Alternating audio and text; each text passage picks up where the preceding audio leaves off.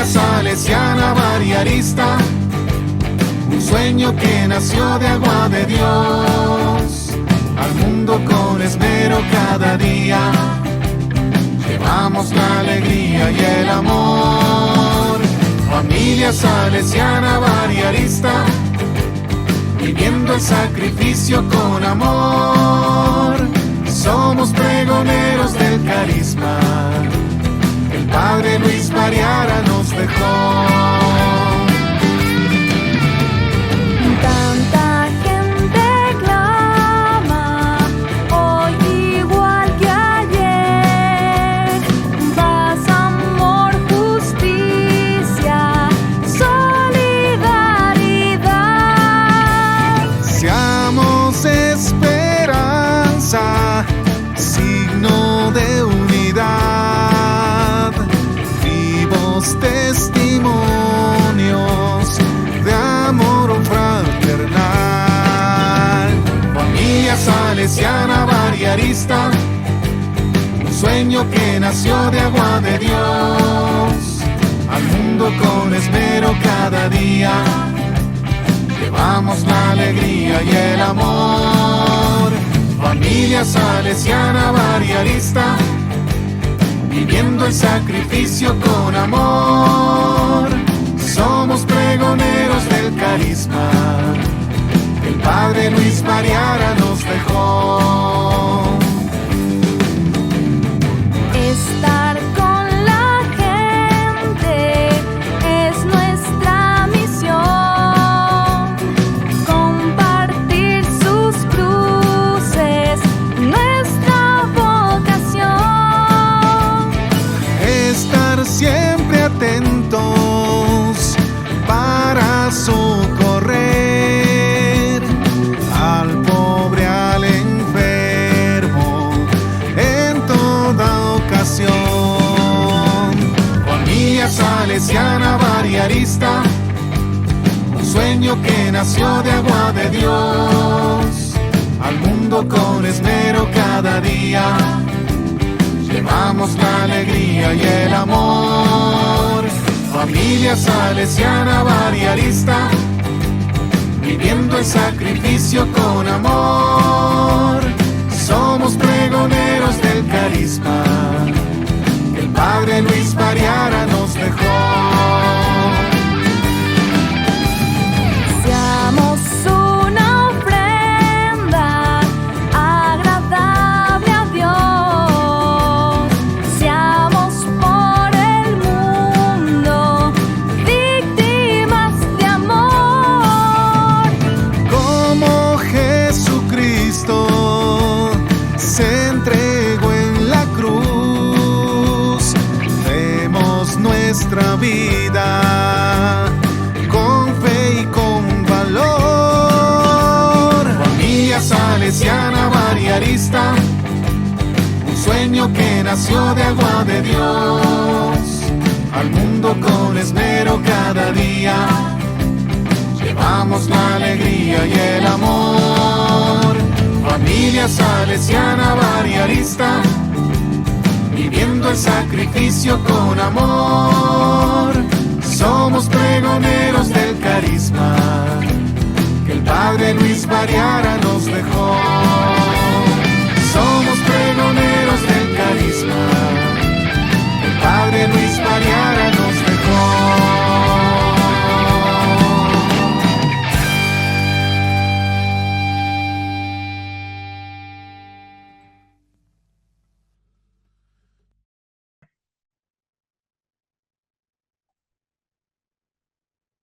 Entonces, para ello, pues les voy a proponer ver algunos casos de cómo la Biblia nos habla de la oración. Esto daría para mucho, pero pues elegí solo algunos temas de manera que siempre hay que hacer opciones. Entonces, aquí espero ya estar compartiendo con ustedes la pantalla. Creo que sí. Bueno. Es el título de la ponencia que he preparado para ustedes en esta tarde. La oración nos abre caminos de esperanza, una aproximación bíblica.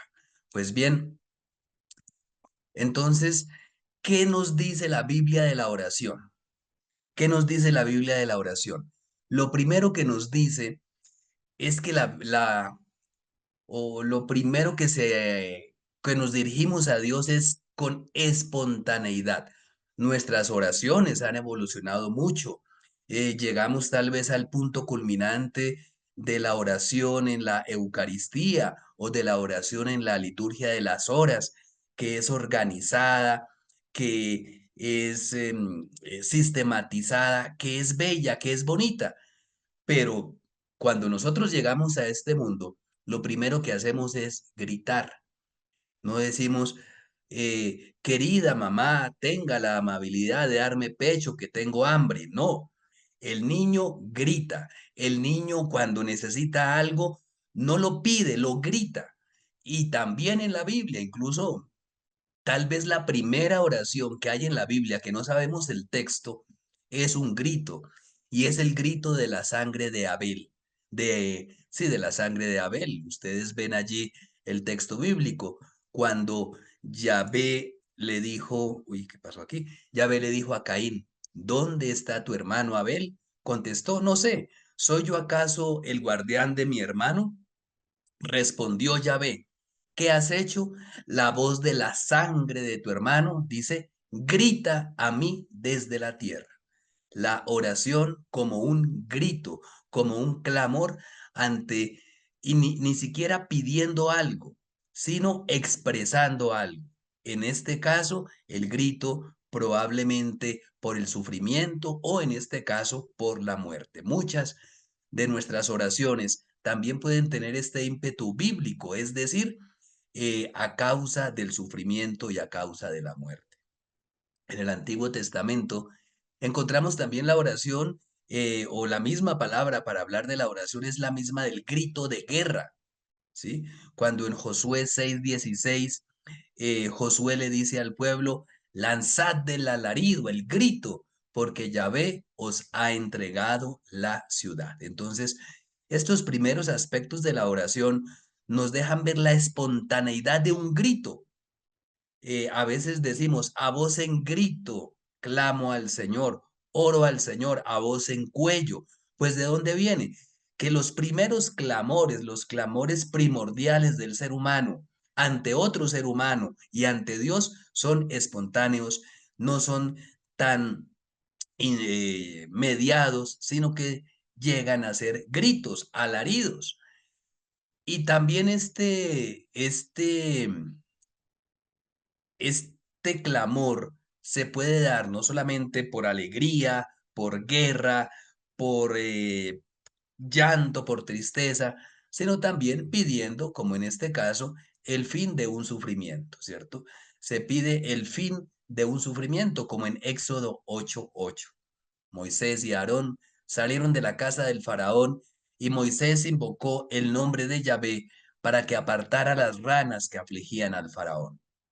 Y aquí vemos el primer caso de una que podríamos hoy día catalogar como oración de intercesión. Se clama a Dios para que aparte un castigo, para que aparte una aflicción, para que aparte un sufrimiento. Este es pues también un sentido de la oración. Y otro más, ¿por qué se clama a Yahvé? Se clama a Yahvé pidiendo el fin de las amenazas. Al acercarse el faraón, los israelitas alzaron sus ojos y viendo que los egipcios marchaban tras ellos, temieron mucho los israelitas y gritaron a Yahvé. Y aquí está tal vez la primera conexión directa con el tema pues de esta jornada, la oración y la esperanza. Y entonces se clama algo porque se tiene la esperanza de que fruto de ese clamor va a suceder algo. En este caso, los israelitas claman a Yahvé porque ven que el peligro es inminente, según este relato, y por eso gritan, vea, fíjese el verbo usado allí, gritan a Yahvé, gritan al Señor. ¿Por qué le gritan? No le gritan como en los de pronto casos anteriores, fruto del desespero, como en el caso de Josué o en el caso de Génesis. Le gritan porque saben que al invocarlo a través de su grito, Yahvé puede intervenir para salvarlos. Y aquí venimos un poco con eso. Hay esperanza. Yo espero en la salvación de Dios y por eso grito a Yahvé, así sea a través de un alarido o de un grito como ocurre acá. Muchas veces ese clamor a Yahvé no es para que termine una amenaza o libre de un sufrimiento, así sea de manera retórica. En este caso tenemos a Moisés que clama a Yahvé pidiendo un consejo, una orientación. ¿Qué puedo hacer con este pueblo? Por poco me apedrean. Y aquí vemos cómo la oración va evolucionando. Nosotros cuando estamos en un momento de crisis, en un momento arduo, en un momento difícil, en un momento crítico de nuestra vida, antes de una profesión, antes de recibir un sacramento, nosotros vamos a los famosos ejercicios espirituales en momentos importantes de nuestra vida, a preguntarle a Dios, ¿qué puedo hacer con mi vida? ¿Qué puedo hacer? Pedimos por un consejo o por una orientación. Y ojo, porque ya un poco conectando más con lo que es la esperanza, cuando se describe a uno de los mejores reyes de Israel, allá en el segundo libro, 18:5, el narrador describe a este rey, que es el rey Ezequías, lo pongo entre paréntesis, pues porque su nombre no está en el versículo. Dice, ¿por qué es un rey excelente? Porque puso su esperanza en Yahvé, Dios de Israel, y por tanto no hubo entre todos los reyes de Judá ninguno semejante a él, ni antes ni después de él. Qué bonito. El mejor rey porque puso su esperanza en Yahvé. Y aquí, un poco para comprender el sentido de este sustantivo, es la esperanza. ¿Qué es la esperanza? Vamos viendo que la esperanza es sinónimo de la confianza. Yo espero, es decir, yo confío. ¿En quién confiaba Ezequías? En Dios. Nosotros nos podemos preguntar también hoy, bueno, y esa es la tarea del jubileo del próximo año. ¿En quién esperamos nosotros? ¿En quién confiamos? ¿Cómo es nuestra esperanza? Y aquí, por ejemplo, tenemos ya un texto en el Antiguo Testamento donde se une la esperanza y la oración, la esperanza y el clamor. No explotarás al jornalero pobre y necesitado, ya sea uno de los compatriotas o extranjero que vive en tus ciudades. Págale su jornal ese mismo día antes de que se ponga el sol, porque él está necesitado y tiene su esperanza en él. ¿En qué tiene la esperanza? En el jornal.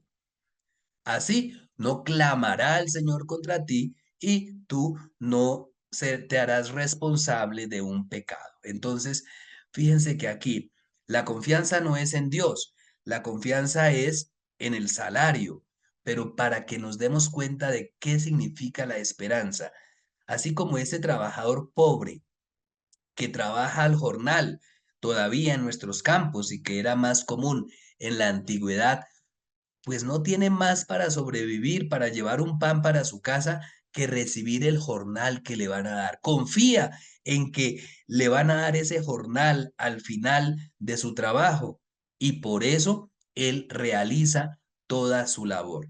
Así pues, si también nosotros confiamos en Dios, esperamos en Él, pues el trabajo va a ser como el de aquel jornalero que confía en que al final de su trabajo recibirá la paga.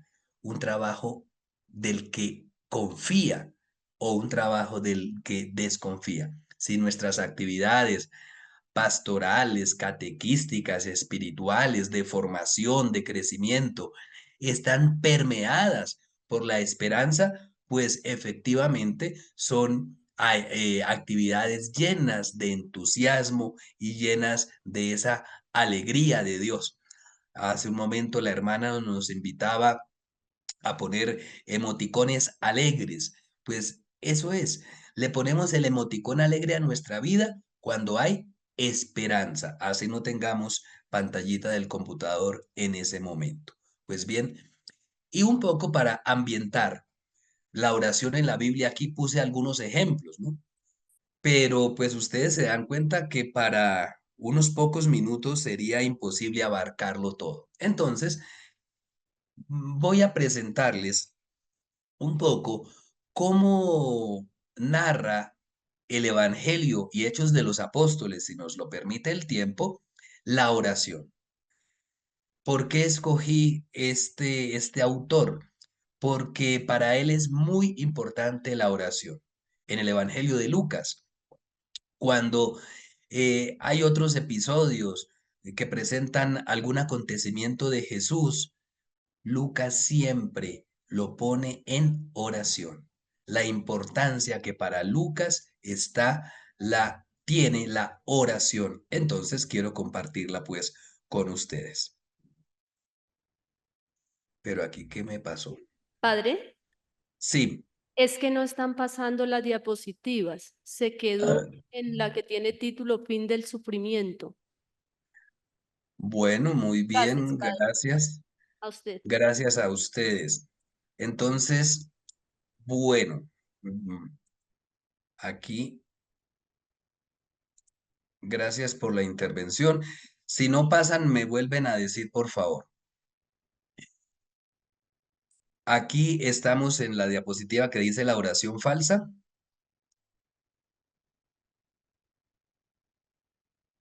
Sí, señor. Bien, gracias. A usted.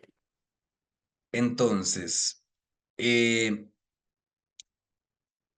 aquí qué tipos de oración en Lucas. Y vea, es que quise comenzar con la negativa, la oración falsa, para ir después con las oraciones positivas.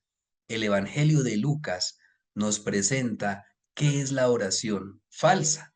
Cuando habla Jesús acerca de los escribas que gustan pasear con amplio ropaje, quieren ser saludados en las plazas, ocupar los primeros asientos en las sinagogas y los primeros puestos en los banquetes, y devoran la hacienda de las viudas, so capa de largas oraciones, so pretexto. Esos tendrán una sentencia más rigurosa. Entonces, una oración falsa y una oración auténtica. Lo extenso de la oración no radica o no le confiere a la oración su autenticidad. Una oración puede ser larga, aburrida e hipócrita, y entonces no es auténtica oración. Es una oración contra la cual nos advierte el Evangelio de Lucas. Por favor, confírmeme si pasé la diapositiva.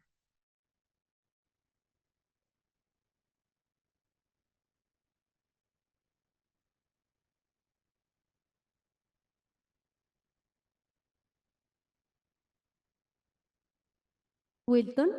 Sí, sí están Sí, pasando. Sí, señor. bien, gracias. Eh, perfecto. Entonces, tenemos ese primer caso, esa primera aparición de la oración. ¿Qué tipos de oración nos presenta el Evangelio de Lucas? En primer lugar, la oración del pueblo. Allá en el primer capítulo, cuando Zacarías tiene esa teofanía en que se anuncia el nacimiento de Juan Bautista, el evangelista nos dice que mientras él estaba allí, toda la multitud del pueblo estaba fuera en oración a la hora del incienso. La oración, aunque aquí veo que la mayor parte de personas son consagrados, religiosos, religiosas, a veces a uno le dicen, no, usted que es padrecito, usted que es monjita, usted rece, ¿cierto? La oración es de todos. Toda la multitud del pueblo estaba afuera en oración. Cada ser humano tiene la capacidad de orar. Y es la actitud del pueblo. No es usted está orando por allá y yo haciendo otra cosa por acá, no es la comunión en la oración. En esa época, el pueblo no entraba allá donde estaba Zacarías, pero estaban en esa misma actitud de oración.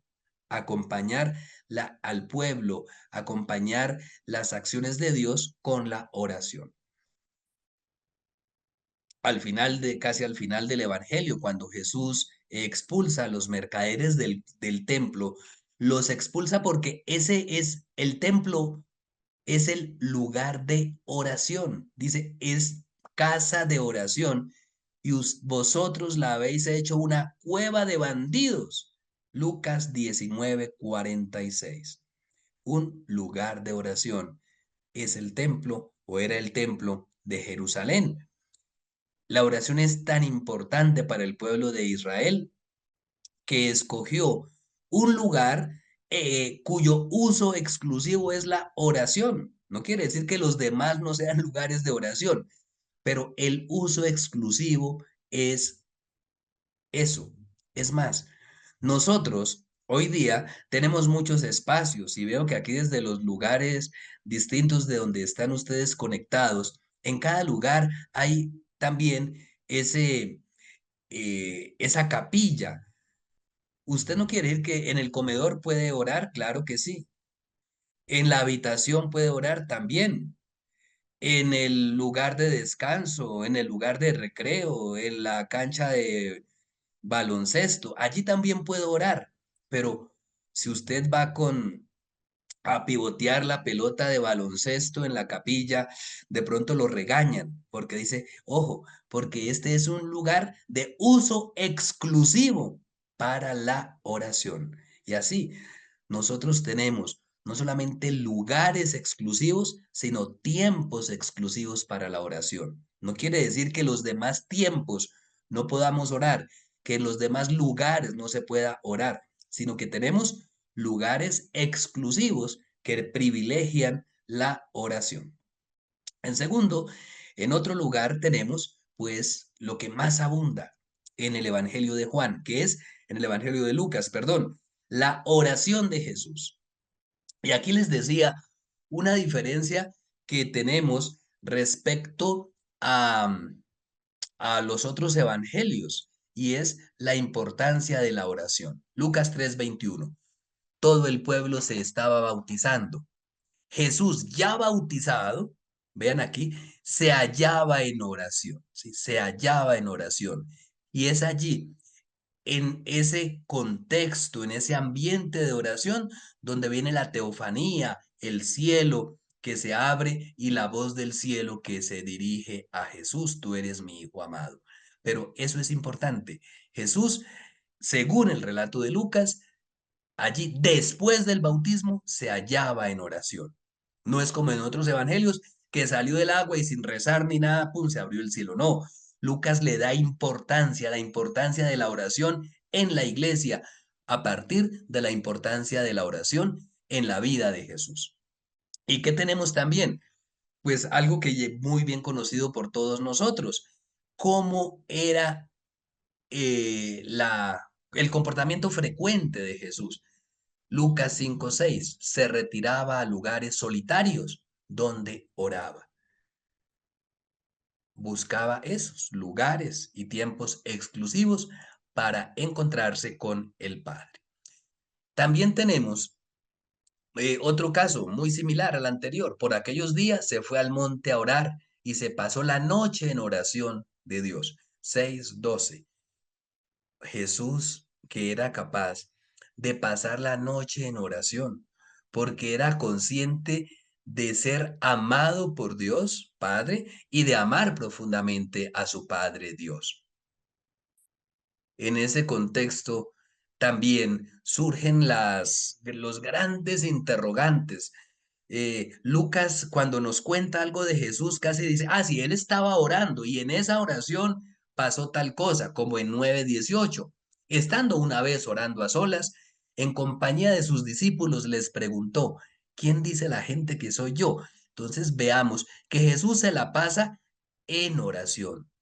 Qué bonito que la iglesia ha destinado este año para hablar de la oración, para darle la importancia a la oración, para que la iglesia sea una iglesia de oración como lo fue Jesús. Es más, hace el, mm, hoy es el martes pasado, ya estoy perdido del tiempo, celebrábamos la fiesta de la transfiguración y allí leíamos, si no estoy mal, el relato de Marcos, pero vea que en el relato de Lucas es muy claro. Unos 8 días después, Lucas 9, 28 al 29, tomó consigo a Pedro, Juan y Santiago y subió al monte a orar. Y mientras oraba, entonces la transfiguración ocurre otra vez en el contexto de la oración. Mientras oraba, el aspecto de su rostro se mudó y sus vestidos eran de una blancura fulgurante. ¿Todo esto por qué? Porque estaba en oración. Cuando Jesús está en oración, también tiene está la oportunidad de ver esa manifestación plena de Dios Padre con una imagen que él deja ver a sus discípulos, el transfigurado y una voz que escucha del cielo. Este es mi hijo muy querido, escucha. Tenemos ya otros episodios que ocurren eh, con ocasión de lo que llamamos la oración de Jesús, popularmente la oración de Jesús en el huerto de Getsemaní. Allí, antes de el evento más definitivo de Jesús, lo que contradistingue a Jesús. Si nosotros vemos una imagen de Jesús crucificado, no necesitamos más explicaciones, ya sabemos de qué se trata. Pues bien, antes de su crucifixión, dice Lucas 22:41, se apartó de ellos como un tiro de piedra y puesto de rodillas, oraba. Y el versículo 44, sumido en agonía, insistía más en su oración. Su sudor se hizo como gotas espesas de sangre que caían a tierra. Ya vea que pasamos de un grito y un alarido al inicio de la experiencia de Israel a una oración profunda, donde Jesús toma conciencia de quién es, de qué quiere, y Jesús por qué espera. Perdón, ¿por qué ora? Porque espera, porque confía en Dios. La carta a los Hebreos, releyendo este episodio, nos dice que hizo oraciones y súplicas al que podía salvarlo de la muerte. Si yo oro es porque confío en que alguien va a escuchar mi oración. Cuando yo me aparto de Dios, la señal, el wifi se me cae con Dios, que es un poco la pregunta que en el Antiguo Testamento también el profeta le hace a Dios de parte del pueblo, Isaías. ¿Para qué ayunamos si tú no lo ves? ¿Para qué oramos si tú no te das cuenta? Y ahí es donde Dios responde cuál es el verdadero ayuno y cuál es la verdadera oración. Dice, el día que tú vuelvas a cumplir la ley, a respetar al prójimo, a ser solidario con el necesitado, tú clamarás y yo diré, aquí estoy. En este mismo episodio del huerto, Jesús, versículo 45, se levanta de la oración, vino donde los discípulos y los encontró dormidos por la tristeza. Él se levanta de la oración, está en oración y los discípulos no oran. Cuando nosotros nos dejamos agobiar por el trabajo, por los afanes o como los discípulos por la tristeza, pues nos imposibilitamos a veces nosotros mismos para orar. La oración, esa es la oración de Jesús, pero también ahora tenemos la oración de los discípulos. Y vea que cómo es que Jesús quiere que sea la oración de los discípulos. La oración de los discípulos debe ser así. Bendecid a los que os maldigan, rogad por lo que os difamen. Es decir, la oración, y aquí incluso hay algo, que es la oración de bendición, que es muy querida también en la Biblia. Bendecir al Señor. Pues bien, la oración que Jesús quiere para sus discípulos es una oración de bendición y una oración incluso por los que los persiguen. Él mismo va a decir, Padre, en el Evangelio, perdónalos porque no saben lo que hacen. Él da ejemplo de que esto es así. Y capítulo 11, versículos 1 al 4. Estaba él en cierto lugar. ¿Y qué estaba haciendo? Orando. Cuando terminó, le dijo uno de sus discípulos, Señor, vea, enséñanos a orar, como Juan enseñó a sus discípulos. Él les dijo, cuando oréis, decid, Padre, la versión de Lucas, santificado sea tu nombre, venga tu reino, danos cada día nuestro pan cotidiano y perdónanos nuestros pecados, porque también nosotros perdonamos a todo lo que nos debe, a todo el que nos debe, y no nos metas en la prueba. Aquí nosotros en la traducción en español, pues hemos perdido realmente esa parte final. Decimos, no nos dejes caer en tentación, pero el original que encontramos en los evangelios es, no nos introduzcas en la prueba, no en la tentación, porque la tentación, Jesús, Dios no tienta, no tiene necesidad, Él sabe todo. Dios, la tentación es como hacer caer a alguien, meterle una trampa. No, la prueba es someter a alguien a la prueba para conocer su autenticidad. A nadie le gustan las pruebas. Hay pruebas médicas muy fastidiosas, a uno no le gusta que le hagan pruebas médicas y ningún otro tipo de prueba, porque la prueba siempre comporta un esfuerzo, comporta una duda. Y por eso le dice Jesús a los discípulos, vea, pídanle a Dios, no nos introduzcas en la prueba, o como decíamos en latín antiguamente, non ci indurre in tentazione, ¿sí? Eh, ne nos inducas in tentazione, dije fue la del italiano, que ellos tenían también una buena traducción, pero ahora una traducción literal, ahora la cambiaron para sostiénenos en en la tentación. No, pero es que la petición es no me sometas a prueba, porque la prueba muchas veces destruye. Jesús mismo, la prueba de Jesús comportó su destrucción humana. Padre, aparta de mí este cáliz, pero no se haga mi voluntad, sino la tuya. No nos sometas a la prueba.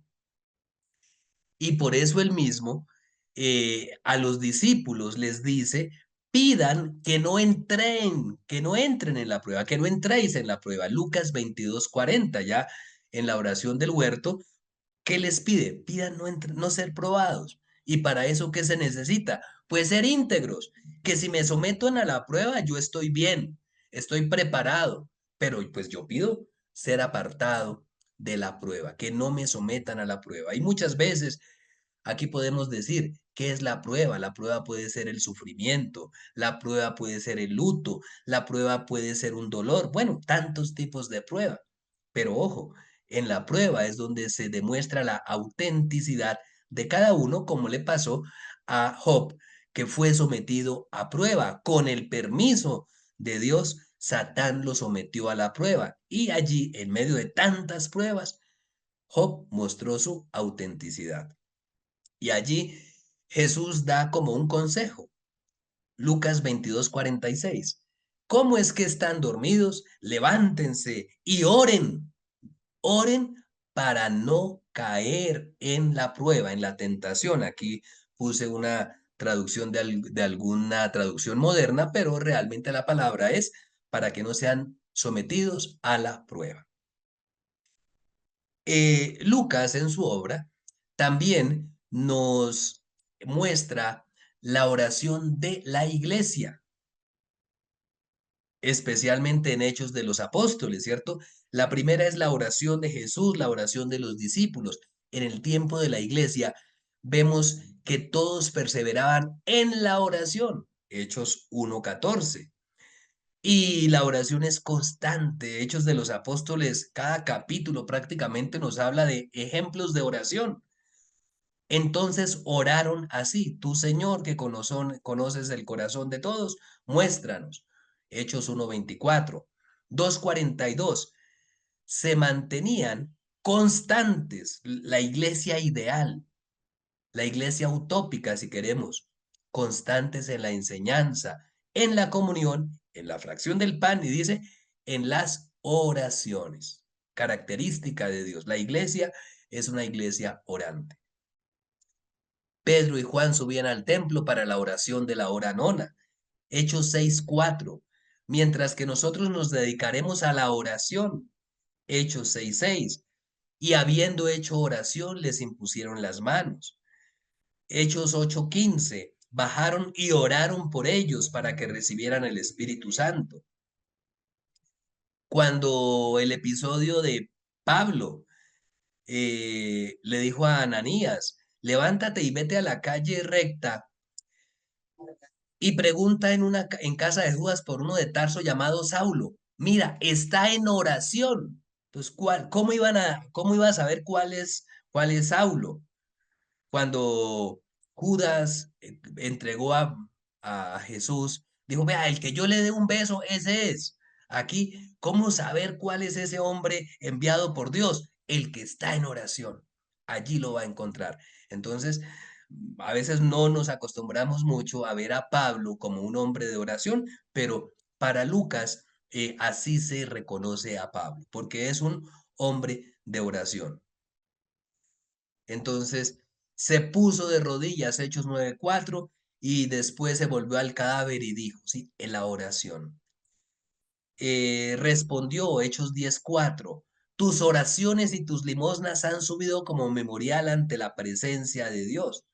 Al día siguiente, Pedro sobre la terraza fue a hacer oración, Hechos 10:9. Entonces, vean, gran cantidad de episodios donde encontramos la oración en el tiempo de la iglesia. Cornelio dice, estaba yo haciendo la oración de la nona en mi casa. Vea, ahí estaba haciendo su oración, la hora intermedia, diríamos nosotros hoy día. Hechos 10:3 y sigue el versículo siguiente. Cornelio, tu oración ha sido oída. ¿Por qué? Porque Cornelio oró esperando, oró confiado. En 11:15 estaba yo en oración en la ciudad de Jope, ¿cierto? Siempre la oración.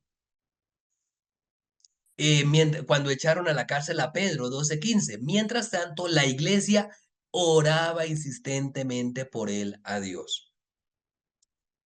12:12. Fueron a la casa de María, donde se hallaban muchos reunidos y en oración. No es solamente estar reunidos en oración. Eso es lo que hace a la iglesia. Después de haber ayunado y orado, les impusieron las manos. 13:3. Designaron presbíteros de cada iglesia y después de hacer oración, los encomendaron al Señor. 14:23. Y así muchos episodios donde nos habla de donde suponíamos que había un lugar de oración, Hechos 16:13. Sucedió que al ir nosotros ¿a dónde? Al lugar de oración. Hacia la medianoche Pablo y Silas estaban en oración, cantando himnos a Dios. O Hechos 20:36. Se puso de rodillas y oró con todos ellos. Es evidente la importancia de la oración en la iglesia. No solo presentar los ejemplos de Jesús o las enseñanzas de Jesús acerca de la oración, sino cómo la iglesia se constituye en congregación, en eclesía, en asamblea de oración. En la playa nos pusimos de rodillas y oramos, 21:5. Vuelto a Jerusalén, estando en oración en el templo, 22:17. Pablo entró a verlo, hizo oración, 28:8, por el padre de Publio, le impuso las manos y lo curó. La importancia de la oración. Ya casi como penúltimo tema, la oración de bendición. Les hablaba de esto, como hay ejemplos de oración de bendición, como aquella de 1:42, donde Isabel le dice a María, bendita tú, bendecida tú. Ojo, porque es que el bendito es el participio del bendecir. Por eso es oración de bendición. Bendecida eres tú. Ahora es muy común, gracias a Dios, también en nuestro lenguaje por acá, decir Dios te bendiga. Se le abrió la boca y hablaba bendiciendo a Dios, 1:64. Tomó en brazos al niño y bendijo a Dios, 2:29. Simeón les bendijo y dijo a María, su madre, ¿cierto? Oraciones concretas de bendición.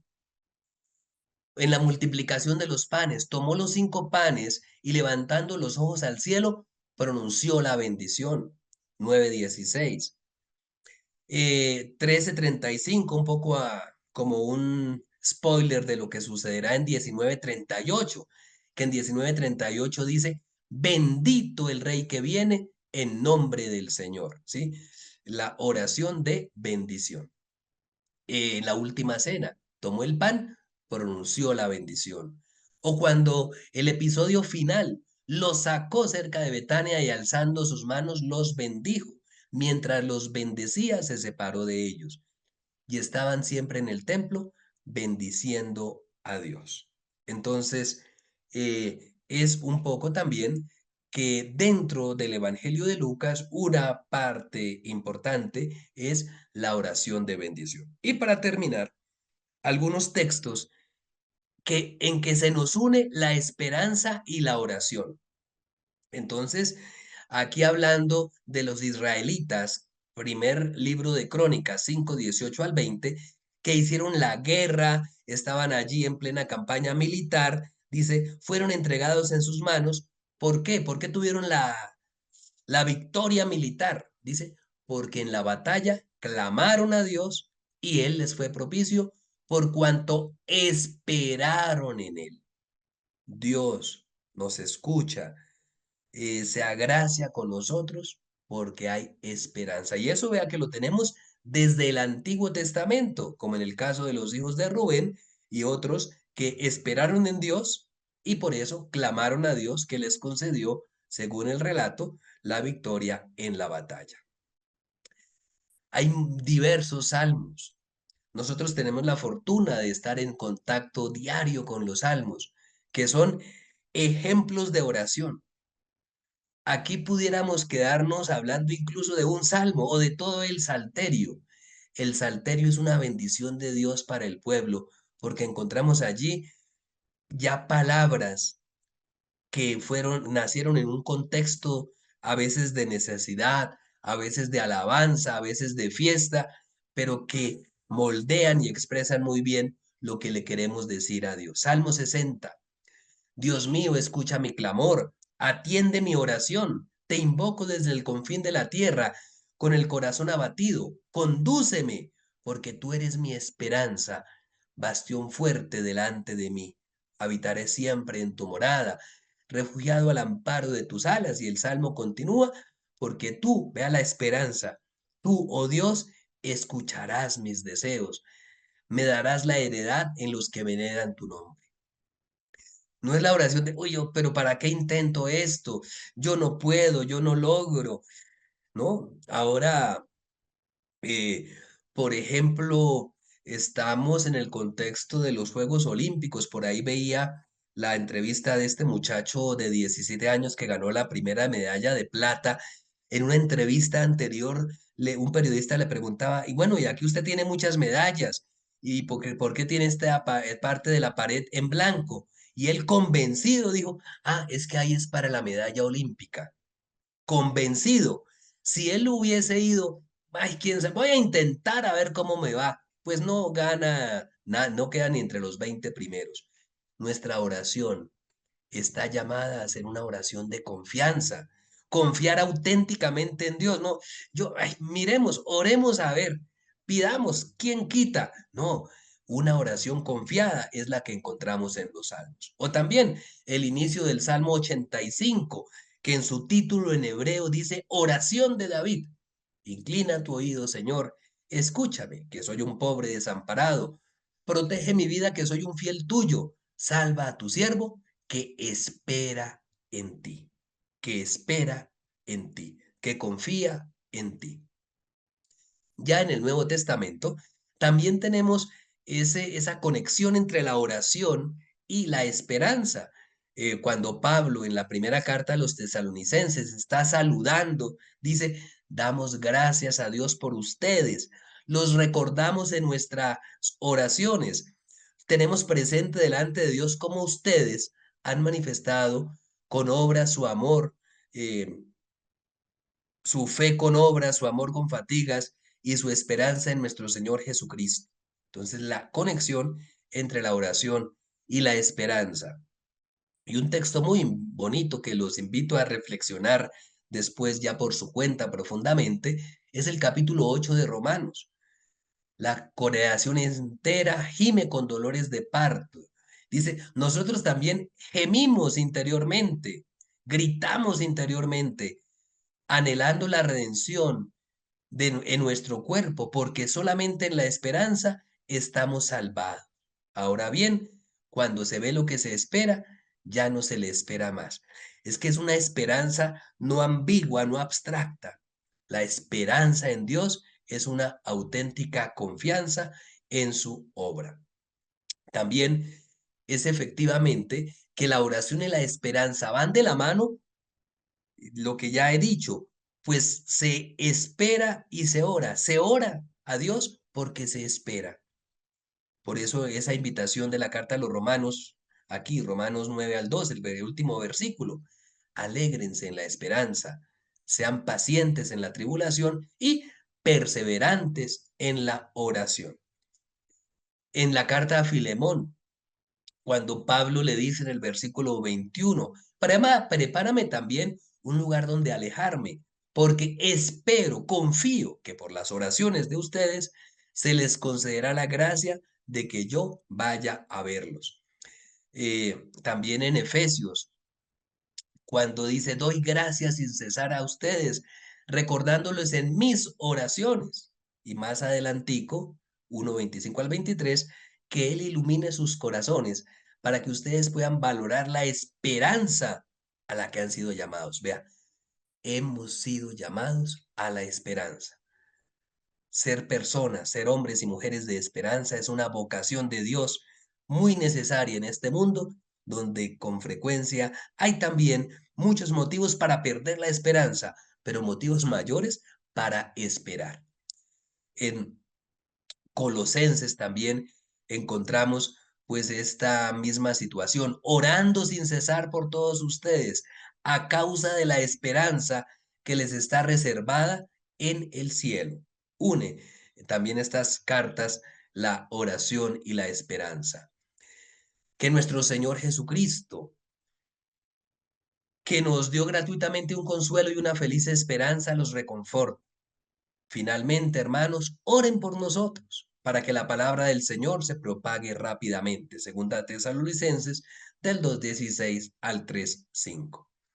Primera Timoteo 5:1 al 5. Hay viudas, leo el final pues por el tiempo, que lo son realmente porque se han quedado solas y tienen puesta su esperanza en Dios, así como aquel jornalero del Deuteronomio.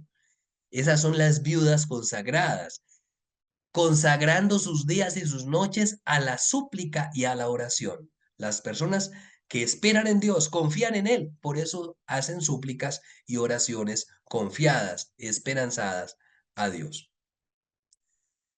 Eh, una parte final aquí que Pedro dedica a las mujeres, ¿no? Dice que su elegancia no sea el adorno exterior, consistente en peinados, rebuscadas, alhajas, sino la actitud interna del corazón, el adorno incorruptible de un espíritu dulce y sereno. Aquí sobre todo Pedro estaba hablando porque pues había como estratificación entre las mujeres, entonces aquellas que venían con peinados y vestidos más lujosos se creían superior. Y por eso Pablo dice, ¿qué es lo que realmente vale a los ojos de Dios? Adórnense de Dios. Mujeres, adórnense de Dios. Así se adornaban en otro tiempo las santas mujeres que tenían su esperanza puesta en Dios. Entonces, eh, pues eso es. La Biblia nos presenta la oración siempre en ese marco de la esperanza. Oramos porque esperamos que nuestra oración será escuchada y oramos también para que el Señor aumente nuestra esperanza, nuestra fe y nuestra caridad. Muchas gracias por su paciencia, por su gentileza al haber escuchado estas reflexiones. Creo que hay de pronto espacio para alguna inquietud o pregunta.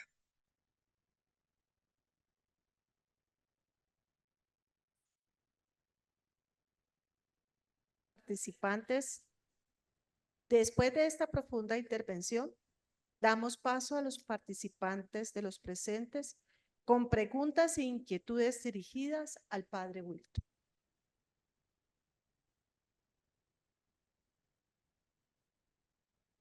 Padre Wilton, en primer lugar, agradecer su sabia conferencia. En un segundo momento, bueno, nos llega una primera intervención, Padre, preguntarle, ¿nuestras angustias y afanes son medios que imposibilitan la oración o debemos hacer de estas realidades de nuestra vida una oración como por ejemplo de abandono en Dios? Bueno, muchas gracias por la pregunta. Eh, Efectivamente, yo pienso que vamos más bien por lo segundo, porque pues todos tenemos afanes, todos tenemos angustias, efectivamente, pero por eso ponía el caso de aquellos donde un mero grito o o un mero alarido es también oración. Y por eso hablaba de la liturgia de las horas, ¿no? Tenemos las laudes, las vísperas, las completas, la hora intermedia, bueno, que son lugares eh, privilegiados de oración. Pero si yo estoy, como decimos en Colombia, con la piedra afuera, entonces no puedo orar. Muchas veces un grito es oración. Eh, y ese grito, si es con sinceridad, así como el niño que le grita y le manotea a su papá y a su mamá, lo hace sinceramente porque sabe que su papá y su mamá le van a dar una respuesta. Entonces, una cosa que no deberíamos hacer es abandonar la oración en el momento de la tribulación. Al contrario, fortalecerlo y reclamarle a Dios. Job le reclamó a Dios porque supuestamente él había aprendido allá en catequesis que si se comportaba bien, le iba bien, y resulta que le iba re mal, porque le quitaron la salud, le quitaron el ganado, le quitaron las riquezas, le quitaron el bienestar, y él le reclamó a Dios, Dios, ¿qué pasó? Yo soy inocente, ¿usted por qué me castiga? Y ese reclamo digamos, los amigos le dijeron, oiga, no, cállese, chito, qué pena con Dios. Los amigos que llegaron a dialogar con Dios en el libro, cállese. Y Job sería, no, señor, es que yo soy inocente, a mí que me esculquen. Y tenemos un libro sagrado con el reclamo de Job. Y hacemos esos reclamos fuertes de Job. Y Job dice un deseo. Ojalá que no hubiese existido el día en que nací. Uy, usted se va a ir para el infierno. Pues no se fue para el infierno, porque era un reclamo sincero. Entonces, digámosle las cosas a Dios. Cuando estemos contentos, cuando estemos tristes, cuando estemos agobiados. Job es un bonito ejemplo de decir, oiga, también un reclamo que yo le hago a Dios es oración. Y en el caso de Job, nosotros leemos ese reclamo y enseguida, palabra de Dios, porque es una palabra que brota del corazón y que se dirige a nuestro Padre que siempre nos escucha. Muchas gracias. A usted, Padre, mil gracias. Creo que en sala la hermana Mariela está pidiendo la palabra. Hermana, ¿tiene la bondad de encender su micrófono? Escuchamos su resonancia, su acotación, su pregunta. Por favor, hermana Mariela.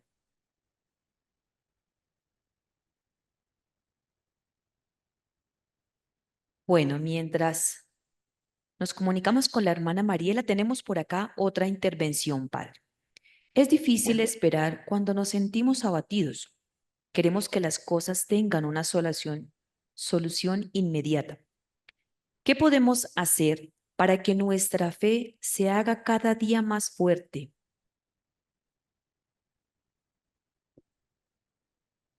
Bueno, muchas gracias. Aquí también, pues nosotros a veces pedimos, Señor, aumenta mi fe, efectivamente, pero una oración es pedir también la esperanza, ¿cierto? Acordémonos que son las tres grandes virtudes teologales: fe, esperanza y amor, o caridad, como lo conocemos más comúnmente. Pues bien, pidamos por la esperanza, porque muchas veces concebimos que el dolor humano, el sufrimiento, el abatimiento, es castigo de Dios, y resulta que no.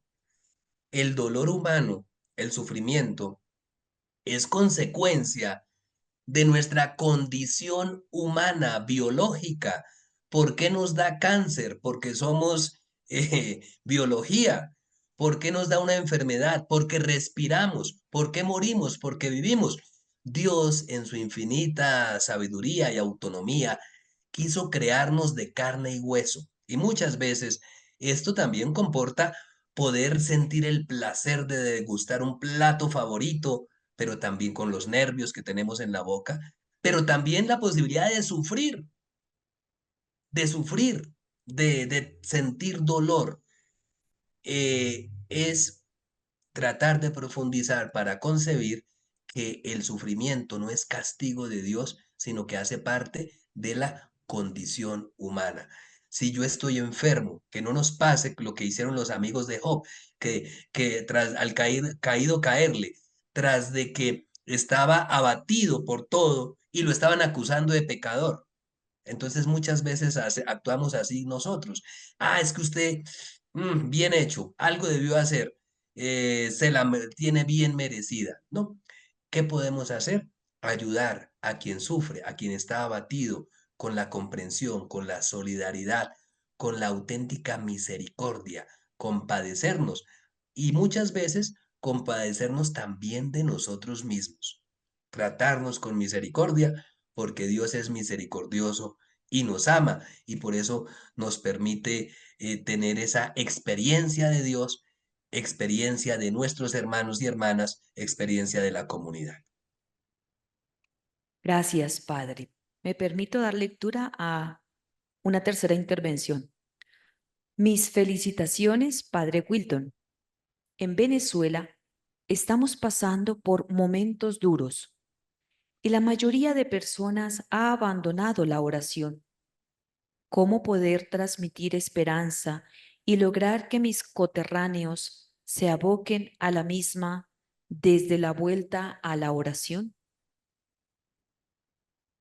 Bueno, muchas gracias a la persona que nos hace esta pregunta allí desde Venezuela, que limita con Boyacá, de donde yo soy. Una puntica de Boyacá limita con Venezuela, allá al puro norte. Pues bien, efectivamente es bien difícil, y por eso es una virtud la esperanza. Hay que orar con esperanza y con convencimiento. Es que la esperanza es estar convencido de ser escuchado, no porque sí. Y efectivamente es no decaer. Por eso en lo que trataba de compartirles de las lecturas del apóstol Pedro en las diversas cartas, nos invitaba a ser perseverantes. Y de pronto me quedaría con ese Romanos 12:12. Alégrense en la esperanza. O sea, yo espero con alegría. ¿Qué podemos hacer? Tratar de vivir la alegría interna de Dios, que nada me la puede quitar, nadie me la puede quitar. Ninguna situación social, económica, política, familiar, por difícil que sea, me quita la alegría que me da Dios, la alegría de saber esperar. Fíjense que a Jesús lo quisieron callar, quisieron demostrar su fracaso matándolo, porque dijeron, pues, ¿qué va a ser posible? Un mundo donde lo más importante sea el otro, el más pequeño, el indiferente. Y los enemigos lo aniquilaron supuestamente para demostrar su incoherencia, pero asesinando a Jesús poniéndolo en la cruz, le dieron la oportunidad de hasta dónde estaba dispuesto a llegar y a demostrar con su propia vida que sí era posible amar al que agrede, perdonar al inmisericorde, dar la vida por el que humanamente no se la merece, pues no se la merece según quién, según nosotros, pero según Dios, cada vida es valiosa. Entonces, que nadie le quite a usted la esperanza. Alégrense en la esperanza, sean pacientes en la tribulación y perseverantes en la oración. Entonces, podríamos partir de esas tres claves que nos deja San Pablo en la carta a los Corintios, pero nadie, ningún ser humano podrá quitar del corazón del hombre la autenticidad de la fe, de la esperanza y del amor que provienen de Dios. Muchas gracias y un abrazo fuerte para todos los hermanos de Venezuela. Muchas gracias, Padre. Bueno, nos llega una intervención desde Italia. Ante todo, agradecer inmensamente la enseñanza que el Padre nos ha compartido. Y continúa la pregunta. Leer la Biblia en la capilla se puede contar como oración porque pasa que cuando no tengo un texto en la mano me viene el sueño. Gracias. Grazie a voi, un saluto a tutte i fratelli e sorelle dell'Italia. Infatti, ahí está el cuento que nos decían en el seminario, ¿cierto? Aquí es importante. ¿Cómo era? ¿Se puede fumar mientras se ora? Por supuesto que no. Pero, ay, es que yo fumo mucho. ¿Será que puedo orar mientras fumo? Pues la respuesta va a ser positiva. Yo considero que en la oración personal no hay reglas, ¿cierto? En la oración personal no hay reglas. Y entre menos reglas mejor, porque es una oración espontánea. Y efectivamente, si el texto bíblico le da a usted la posibilidad de encontrarse con Dios, pues qué bueno. Y sí, es posible, porque es más, es que la Biblia nace en un contexto de oración. Y la Biblia es oración. Un gran porcentaje de la Biblia son oraciones explícitas, está llena de himnos, de alabanzas, de bendiciones. Y tenemos 150 capítulos de salmos, que son oraciones. Entonces, yo diría que sí, que efectivamente la Biblia no solamente puede, sino que debe estar presente en la oración. Es más, cuando uno va por ahí a la capilla sin Biblia y se lleva el breviario, vean que ustedes en cada oración hay siempre una lectura bíblica. La Biblia anima nuestra oración porque es la experiencia de decir, yo no me estoy inventando esta oración. Vea que hay personas que estuvieron en una situación similar a la mía en tiempos del Antiguo Testamento o en tiempos de Jesús. Entonces, qué bonito y felicitaciones por hacer de la Biblia parte de la oración, que la Biblia ha de animar pues toda la actividad pastoral, espiritual de cada miembro de la iglesia. Muchas, tante grazie. A usted, Padre, muchísimas gracias. Bueno, ahora un interrogante de una catequista, además socia del movimiento secular de acá de Bogotá.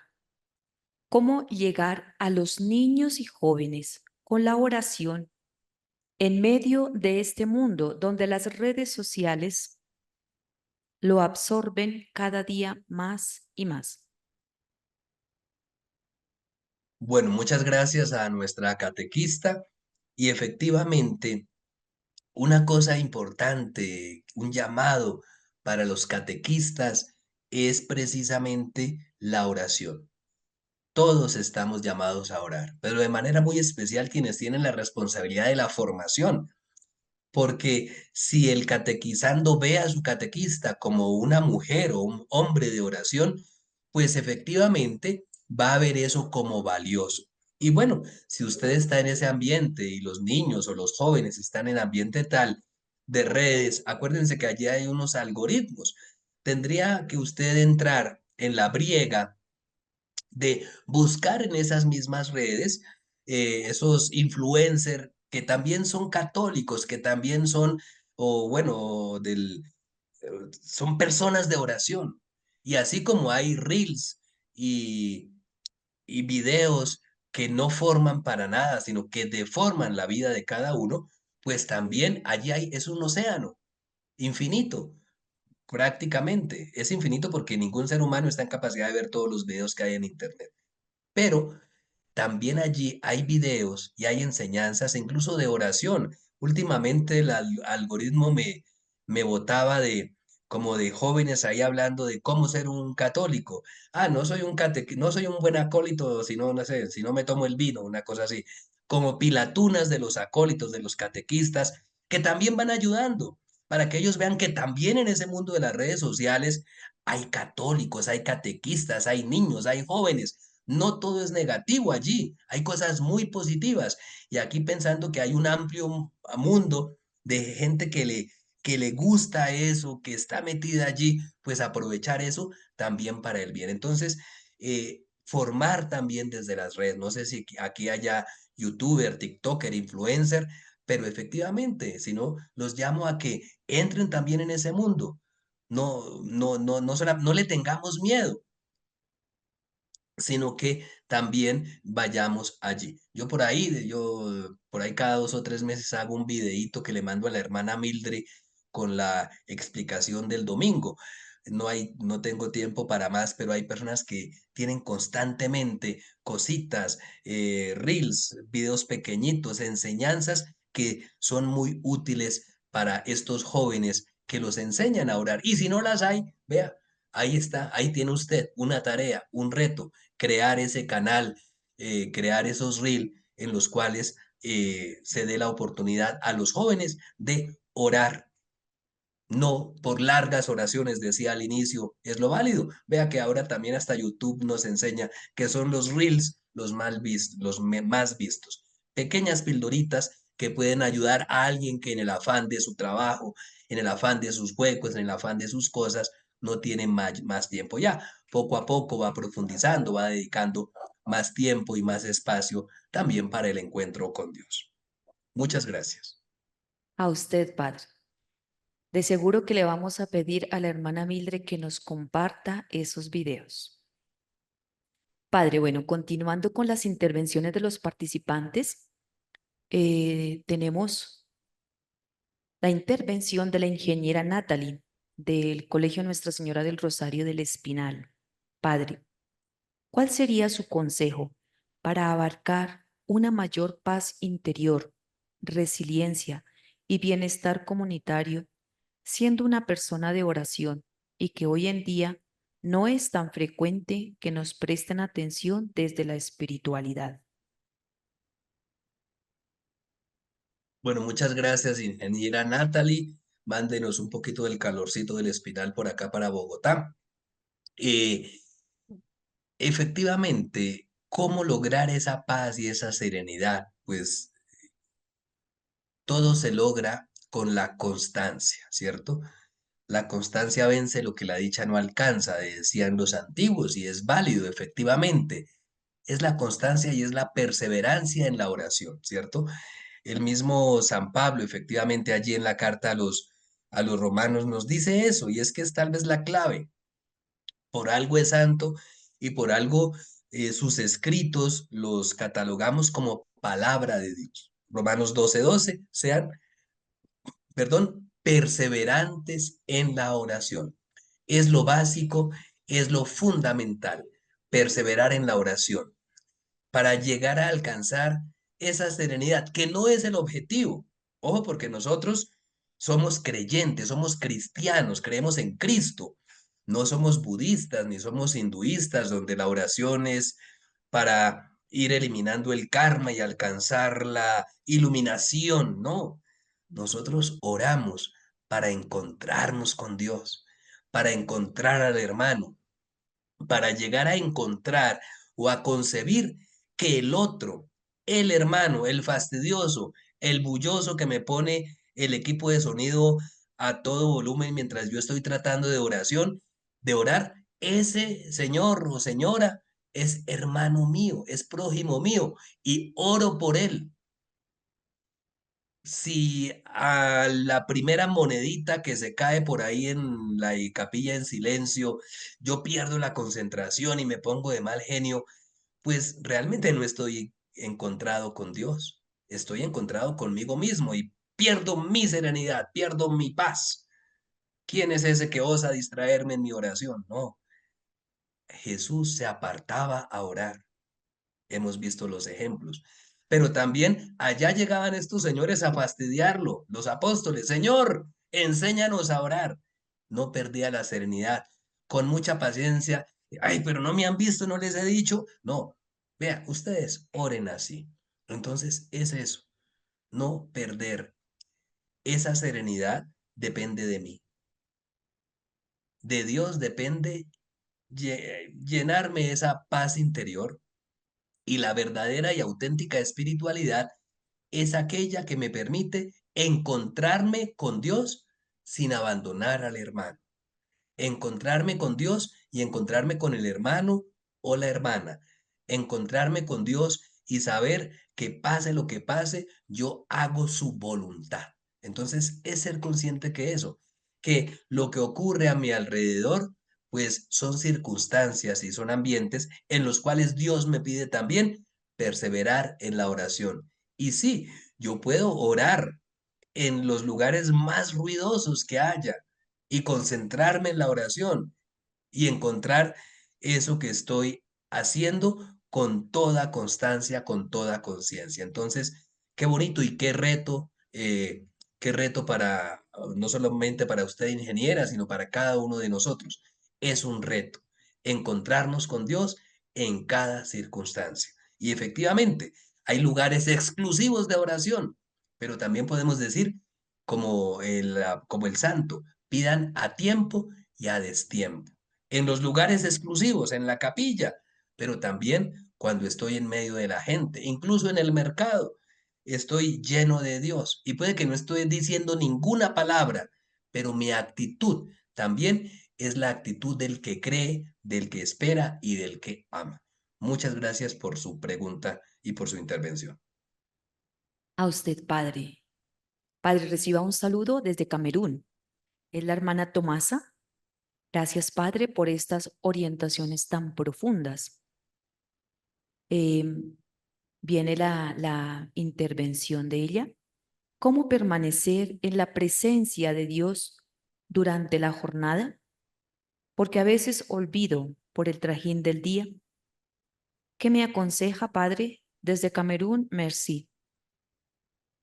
Jefu Sampri Mamer, un saludo a la hermana Tomasa. Y efectivamente, pues usted comienza con una parte muy bonita, dice, cómo permanecer en la presencia de Dios. Es decir, que ya se considera en la presencia de Dios y esto es muy importante. Si yo estoy en la presencia de Dios, pues me mantengo en esa presencia. Y efectivamente, un poco quiero compartir con usted las palabras de Jesús en el Evangelio de Juan cuando invita a sus discípulos permanezcan en mi amor. Y sabemos, lo importante no es llegar, sino mantenerse. Entonces, cuando usted sea consciente en algún momento de su jornada que está en la presencia de Dios, manténgase en esa presencia de Dios, aunque esté en las circunstancias más variables, aunque los trajines del día están por allí, pero es que está allí también en, en ese sentido. Un poco los que dieron origen a toda la vida monacal nos recordaban, ora et labora, no tengo que dejar de trabajar para comenzar a orar. No son no hay una dicotomía. Yo oro ahorita y trabajo ahorita. No, la vida es integral, aunque tenga momentos exclusivos, pero es eso. Vea, cuando usted está trabajando, cuando usted está en el trajín, en el trabajo de cada día, también está en la presencia de Dios. Es eso, ser consciente de que cada cosa es presencia de Dios. Yo no me quito una máscara para orar y me pongo un uniforme para trabajar, metafóricamente hablando, sino que soy íntegro, hijo de Dios, consagrado al Señor en cada momento. y como un consagrado al Señor, así estén en las cosas aparentemente más paganas, no sé si está en cuestiones de finanzas, de economato, de lo que sea, pues quien está haciendo eso es un hermano, una hermana, y es como consagrado en la presencia de Dios. Tratar de pedirle al Señor que le dé la gracia de ver que toda su vida es presencia de Dios y que ya hay esos momentos especiales que es bueno tenerlos y nos dan como ese oxígeno espiritual, los momentos internos. Bien, muchísimas gracias, Padre. La hermana última pregunta, última intervención.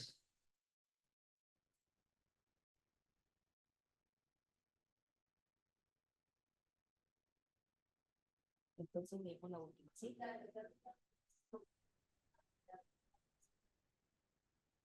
Bueno, le estaba contando al padre un poquito del trabajo apostólico que realiza la hermana Tomasa. Ella es la directora de la presencia del instituto en Yaoundé. Es la rectora del colegio Madre Rosa Inés Baldión. Padre, una última intervención. Ya la última pregunta nos llega desde Turín.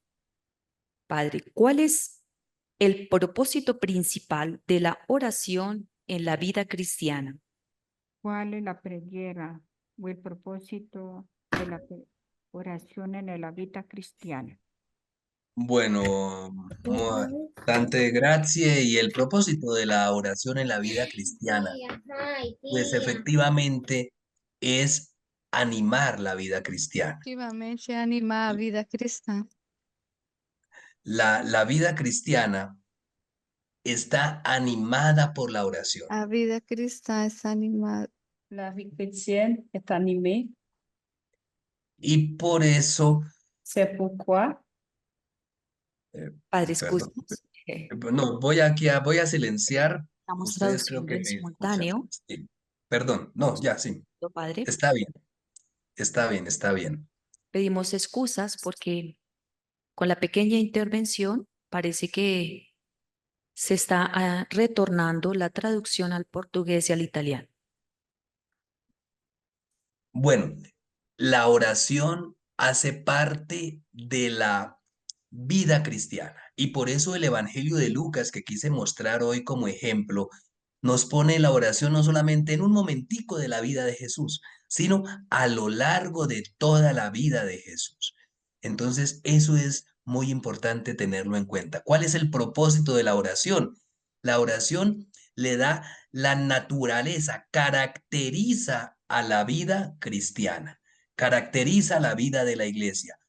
Un creyente, una comunidad sin oración no es auténticamente cristiano o cristiana.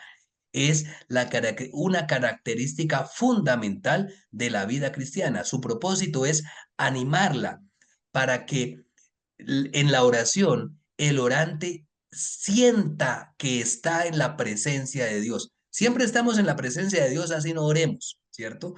Porque pues Dios está allí. Pero con la oración yo soy consciente de estar en la presencia de Dios. Yo creo que ese sería como el propósito principal. La oración me permite ser consciente de estar en la presencia de Dios y por eso me anima, me fortalece, me da entusiasmo, me da alegría, porque yo cuando oro soy consciente de eso, de estar en la presencia de Dios. Muchas gracias por sus preguntas, por su atención, por su paciencia para escuchar estas respuestas. A usted, Padre. En aras de cumplir con los tiempos señalados para el desarrollo de la jornada, finalizamos este espacio. Agradecemos las significativas iluminaciones ofrecidas por el Padre Wilton Gerardo Sánchez Castelblanco. Auguramos para él grandes bendiciones en su ministerio sacerdotal y su labor al servicio de la educación universitaria. Muchas gracias a ustedes. Agradezco inmensamente la invitación a compartir este momentico con todos y que el Señor los bendiga y me encomiendo pues a sus oraciones. Muchas gracias. Claro que sí, Padre. A usted reiterada gratitud. Familia salesiana barriarista, un sueño que nació de agua de Dios, al mundo con esmero cada día, llevamos la alegría y el amor. Familia salesiana barriarista.